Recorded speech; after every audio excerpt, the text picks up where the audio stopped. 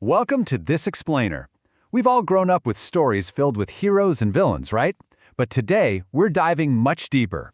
We're unpacking the hidden mechanics of human nature to explore the complex origins of morality, human psychology, and the age-old debate around a divine creator. The source text pulls us right into a profound mystery, asking a question we honestly rarely stop to consider.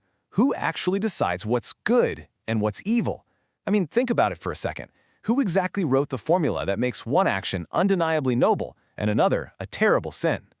Let's look at how the author illustrates this by contrasting famous archetypes of justice against ultimate symbols of tyranny. We naturally accept that figures like Rama and Moses represent justice and goodness, while characters like Ravana and Pharaoh, they're the ultimate symbols of tyranny. But why do we universally accept this as an absolute fact? To navigate these complex ideas impartially, we'll break the text analysis down into 5 logical steps. We'll look at heroes, villains, and morality, then the sources of morality, why do we choose evil, the roots of disbelief, and finally, the ultimate conclusion. All right, let's jump right in. Starting off with Section 1, Heroes, Villains, and Morality. The author's inquiry really centers around 3 massive questions that challenge our basic understanding of the world. First, who decides the standard? Second, if we know goodness is the better path, why do people actively choose evil? And third, if there is a moral lawmaker who set up these rules, why do so many deny their existence entirely? These are the foundational mysteries we're unpacking today. Moving right along to Section 2, the sources of morality. Let's look at where these rules actually come from. According to the text, if you look throughout history and philosophy, our sense of morality fundamentally stems from 3 primary sources. The first being divine command. What's fascinating about the religious perspective here is that believers argue the ultimate standard of right and wrong comes directly from a creator. It's revealed through prophets, scriptures, and avatars. So from this viewpoint, figures like Rama and Moses weren't just good guys doing good things. They were living their lives as actual embodiments of divine laws, while their adversaries actively chose to defy them. Now, the second source the text identifies is human conscience. Because, let's face it, even an atheist who doesn't believe in God knows that hurting an innocent person is universally abhorrent. Why is that? Well, the argument is that humans possess an internal moral compass. Psychologists and evolutionary biologists suggest empathy is literally hardwired right into our biology. We are programmed to feel a shadow of another person's pain. And that brings us to the third source, the social contract. This perfectly illustrates the historical realization that humans came to a long time ago. Without agreed-upon mutual rules of survival, society would just collapse. I mean, if everyone started stealing and harming each other without consequences, it would essentially be a permanent purge. So good simply became defined as whatever protects the community, and bad as whatever harms it. That leads us to Section 3. Why do we choose evil? Or the allure of the dark? So if the sources of morality are so incredibly clear, the text asks the next major question.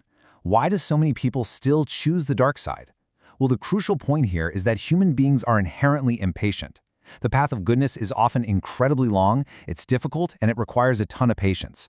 Evil, on the other hand, acts as a shortcut. It offers instant gratification, quick money, immediate power, or easy revenge. And as the author points out, many simply succumb to the incredibly strong allure of this quick, albeit destructive, shortcut. But there's actually a deeper philosophical layer the text explores here, and that's the gift of free will. Think about it. If a creator forced everyone to be good, we wouldn't be human at all. We'd just be pre-programmed robots. The profound beauty of goodness only exists because we have the genuine option to choose otherwise. The choice makes it meaningful. And this builds into a fascinating psychological twist the author calls the trap of self-justification.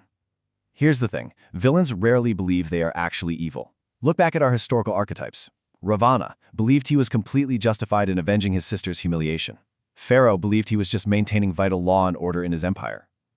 The text explains that when people wrap their own personal greed or desire for power in the noble flag of justice, they can commit absolute atrocities while completely eliminating their own guilt. Which brings us to Section 4, the roots of disbelief and denying the lawmaker. The text outlines 3 main hurdles to belief that give us a clear overview of people's philosophical and psychological resistance. These are the problem of evil, empirical evidence, and absolute autonomy. Let's look a bit closer at each of these arguments. Exploring the problem of evil first, the text notes this is often the biggest hurdle. When people look out into the world and see innocent children suffering, natural disasters, or just rampant injustice, they naturally ask, if a powerful, loving God exists, why would he allow this to happen? The sheer volume of suffering makes it much easier for many to just conclude that the universe is indifferent and chaotic. Furthermore, in our scientific age, there is a strict demand for empirical evidence. The modern mind operates on a very specific rule. If something cannot be seen, touched, or measured in a lab, it won't be believed. And because a creator doesn't manifest as a physical, measurable object on a table, the concept is often entirely dismissed by the modern thinker. Then there's a really fascinating psychological twist regarding the third hurdle, absolute autonomy. The author points out that sometimes disbelief isn't actually an intellectual conclusion at all. Instead, it's driven by a deep desire for complete control. Acknowledging a higher power means accepting that we are ultimately accountable for our actions. Denying that power grants a person the absolute freedom to live entirely by their own rules, completely free of any cosmic oversight. Finally, we arrive at Section 5, the ultimate conclusion, and the war inside our minds. The author synthesizes these arguments to bring us to a very striking thought. The very existence of a universal standard of good is actually one of the strongest arguments for a creator. Why? Well, because if there is no ultimate objective standard woven into the universe, then we have no logical right to call anyone, not Ravana, not Pharaoh, evil.